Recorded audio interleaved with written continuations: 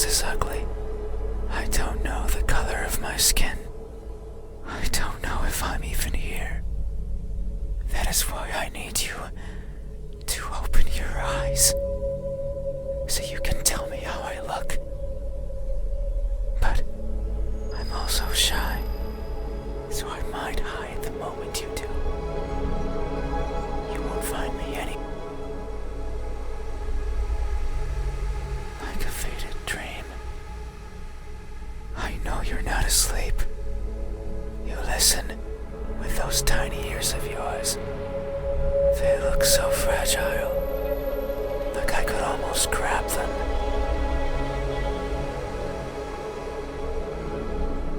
Put my fingers around them and tear them off. If I do, will you scream? Will I hear your voice? It was a joke. I'm joking. Don't be scared. Hey, how do you think my eyes look when our gazes finally meet? What will you find? Answer me.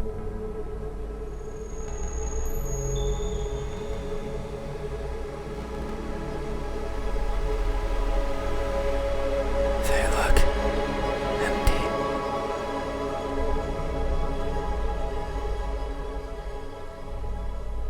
That may be so. The eyes are the window to the soul. That's what someone told me. They said that the soul was holy, bright, beautiful. Every person has one, both the good and the evil. But that person said I was the exception, that something like me couldn't possibly own something so holy, so bright, so beautiful. They looked inside of me, took a deep breath, and announced their conclusion with great fatigue. Their eyes that could see it all, couldn't find anything in there. I'm sure that if you were to cut me apart, not even blood would flow out, even if I felt it sometimes crawling through my veins. Maybe that's why I've never seen myself before, because I'm empty. But isn't that something to be grateful for? Because if I were to look and find nothing there, then surely I would feel disappointed. By not looking, I can ease myself of that pain. So maybe this is for the best. I can't remember who was the first to recite these words to me, nor the second, nor the third, nor the several others who came after. The only thing I remember is that they looked as empty as I did to them. Hey, have you ever felt so empty, so devoid of what makes everyone special, that you've embraced the void as your own? Have you? These eyes, are these my eyes? A good answer. Yet there is only one way to know the truth. Open your eyes, so you won't look at me, even though your eyes are so pretty. I can't see them, but I can imagine them behind their veil of flesh, round like pearls and shiny like jewels. So pretty. It's fine. We still have time. The night is still and silent. People are good at closing their doors. Do you know what a door is? Of course you know. You have one right there at the verge of your little world. A door is a barrier to keep the bad out. The bad can be anything. A bad person, a bad smell, and sometimes me. I can't open doors. I find them tricky. Should I push or pull? Should I turn the knob left or right? Should I try to take it off its hinges? Should I chip away at it, hoping it will fall apart? And what happens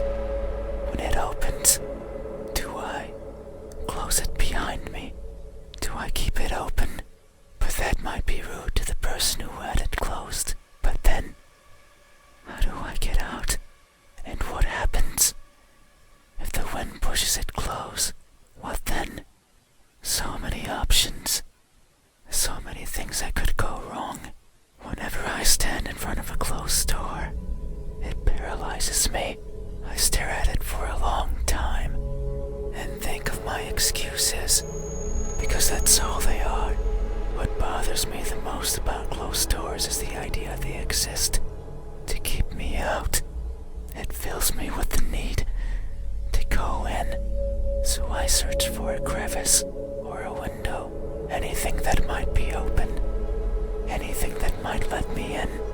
I'm not good with doors, but as long as there's a place where I can fit, then I can go in anywhere. Every night, I hop across the shadows of the streets. I'm careful so as to not be caught by the light. In my eternal search, I pick a place where to rest. I slip in and spend the night wherever is comfortable, without alerting anyone. Usually it's a cellar, an attic, anywhere with dust, with dirt. I feel at home there. But sometimes, just sometimes, an urge swells inside of me. The urge to be seen. So I search hard for a door that's open, for an entryway covered in darkness, and for someone to be at the other end, awake, as if expecting me. But you won't look at me, even though you had your door open for visitors. Why is that? Are you afraid? Do I scare you? No, that can't be it. We have been chatting for so long. You haven't chased me out. That means you welcome me. So I'm certain that if I were to reach out my hand, you would reciprocate and grasp it. I'm sure your hands are warm. So very warm, because people are always warm. Hey, how do my hands? Look, when my warmth finally meets yours, how will it feel? Answer me.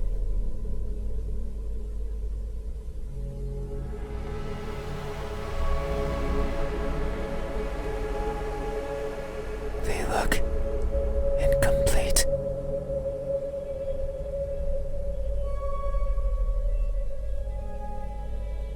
That may be so. Amidst my travels, I have lost more than I can imagine. I have left people behind, people who were my chat companions, just like you are now. So it's no wonder that by leaving them behind, I will leave parts of me as well.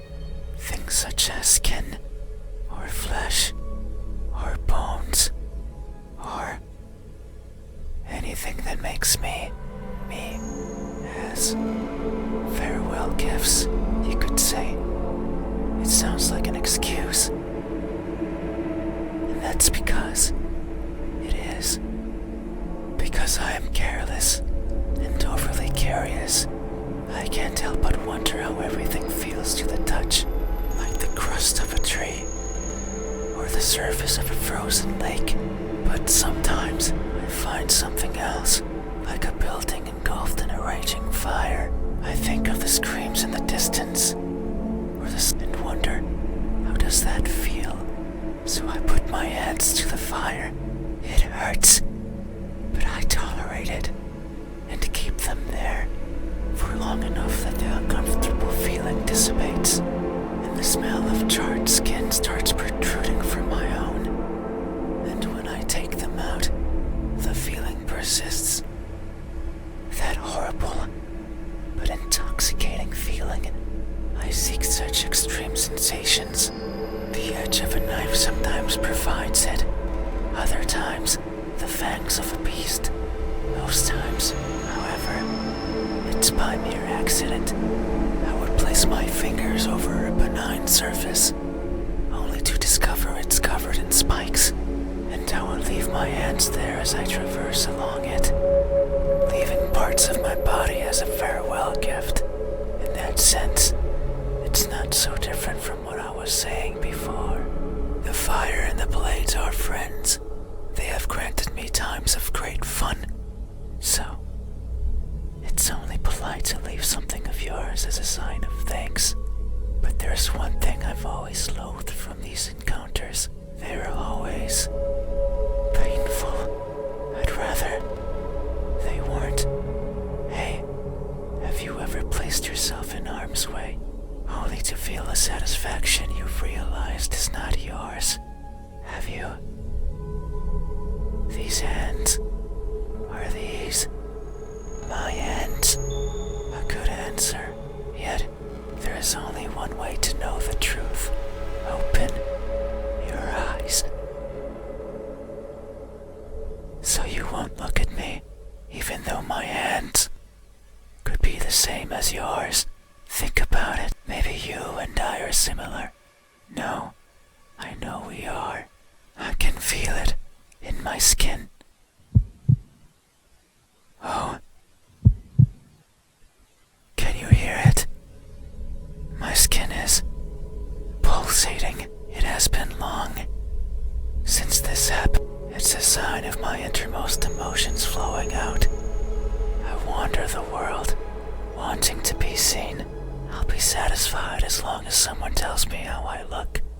But it's not like anyone will do. If it did, then it would be oh so easy, since I could show myself to everyone at once, every living person in this land, and ask them all the same question.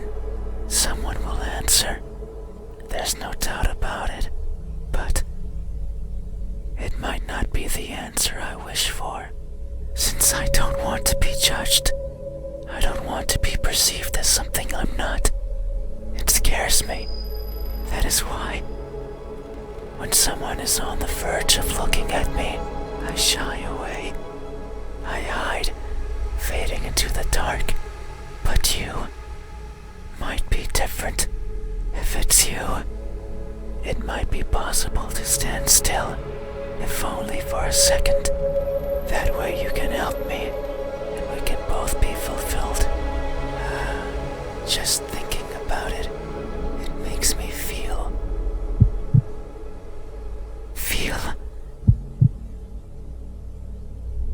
something. I cannot describe it. I am not good with words. There was a person in my past who taught me to speak like a person. They were not good at it either, and thinking back on it, they certainly didn't enjoy it. To teach a wordless being how to talk must be a challenge, yet they did, simply because they could. It is weird to remember, because it makes me think of why I want to be seen, and I am not. Sure, I don't care much for my appearance. I don't want to be judged. But if that were it, I could easily stay out of sight. So why is it? Why do I want someone to recognize me so much? Maybe it's only because I can, because everyone gets to be recognized. But I will. Soon, once you open your eyes. There it is again.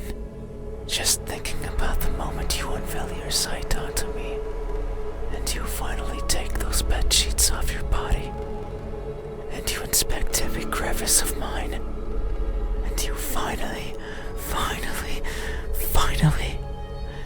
open those tight lips of yours to let me hear what I am, and to maybe even give me a name. But I don't know what. Surely it would be evident if you were to look at my face. Hey, what does my expression look like when that veil of uncertainty finally disappears? What will we convey to each other? Answer me.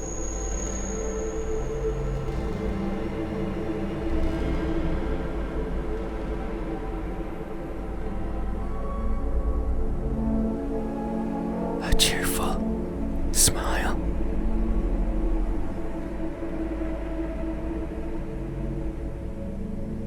That may be so. It would only make sense for the end of this journey to bring me joy. has been so long. I can no longer remember where it all began. But who's to say it had a beginning? Maybe the starting point is that faint memory, the earliest one I can recall. I was walking, and for some reason, it was daytime. I rarely travel during the daytime, only when the fear of being seen isn't there. So I must have believed that was the case. But it's strange, since the place I was walking through was a city, one full of people. I couldn't see them, but I knew they were there, hiding in the shadows, with their backs against the dirt, completely motionless, completely silent, living in wait of their deaths. And what's more, none dared to look at me. Did they even know I was there? Maybe they did not care. All I remember is feeling a certain kinship towards the hidden inhabitants of that settlement. They were like me, living in fear of what others might think.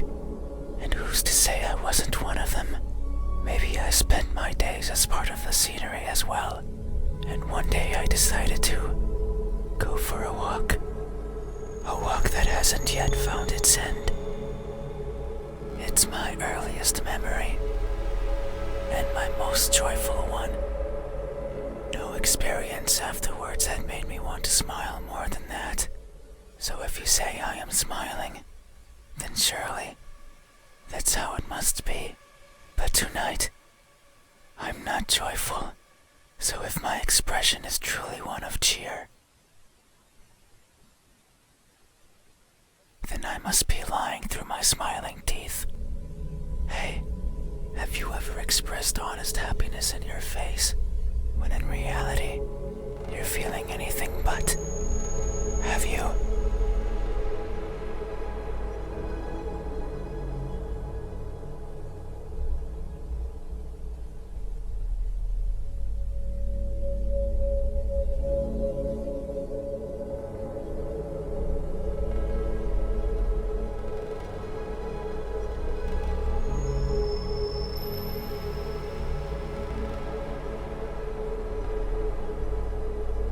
This expression, is this my expression? I see. Thank you. You have truly helped me tonight. These are my eyes.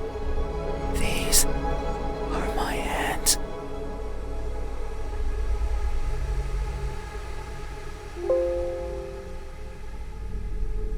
And this is my expression.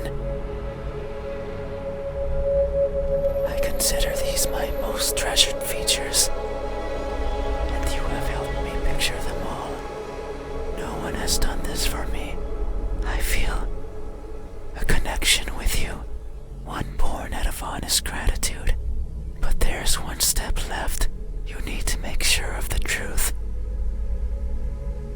It is the only way to finally understand each other. So please, I beg of you, open your eyes. No. I see. I understand. No, it's fine. You have still helped me by answering my questions. No one has done that for me before, so I have no right to ask for anything else. No. That is a lie. Ever since I stepped into this room, you have refused to engage with me. Not even once. Not even once, not even once, not even once, not even once, not even once. Not even once. Did you open your eyes? Not even once. Did you look at my face? You stayed there, acting as if you were asleep, feigning ignorance and not moving an inch. At times making me believe that our conversation was just in my head. You haven't opened your mouth, but you didn't need to. I can hear far, far beyond what most others can, and I can can see further than what others would consider the dark, empty bottom. That's why I know that I wasn't wrong. You are, like me. We are the same. You too look for what's not there. You too reach out for what might hurt you. And you too are a liar. The type that shows one thing and feels another. But you made a mistake. I know you're lying, because every answer you've given me so far has been wrong. I am not what you said I am. These eyes, these hands, this expression.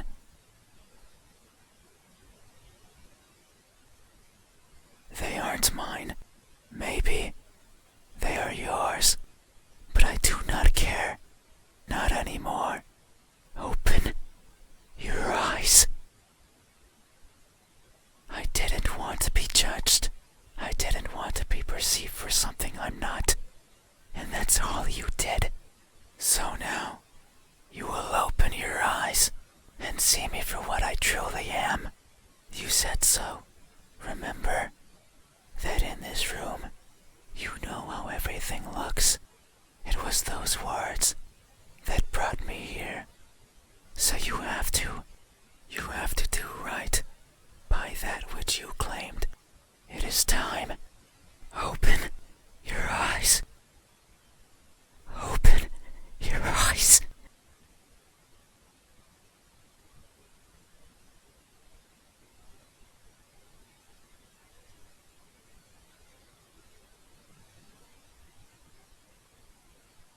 You had your chance. It's not up to you anymore. You won't open your eyes. I will.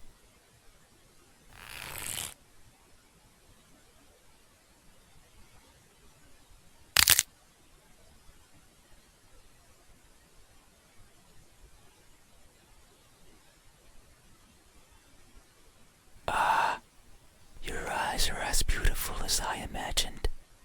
Tell me, my new friend, what do you see?